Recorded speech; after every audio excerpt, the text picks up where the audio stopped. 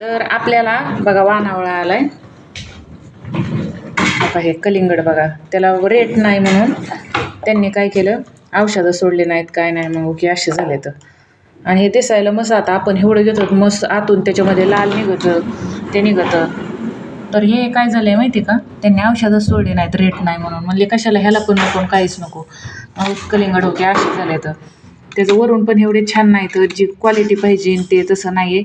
असे हो पाणी कमी पडल्यासारखे ते असे दिसते. तर मग किती शेतकऱ्याचं नुकसान आहे. आणि हे तर आम्ही जर घ्यायला गेलो ना, तर इथं किलोवर देते तर माहिती का, 20 रुपये किलोने असे बाजारामध्ये विकते. तर मग शेतकऱ्याकडूनच काय मरत आहेत काही जास्त भावाने घ्यायला. मग किती खावा आणि किती नाही, मग सगळं शेतकऱ्याचंच नुकसान नाही तर काय.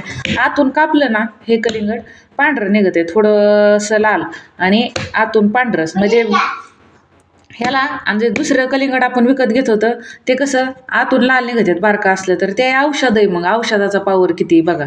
आणि ह्याला औषधं नाहीत काय नाहीत, पण बरे लागत येतं नसल्यापेक्षा. आपलं फुकाटचा वाणावळा काय झालं आहे की नाही.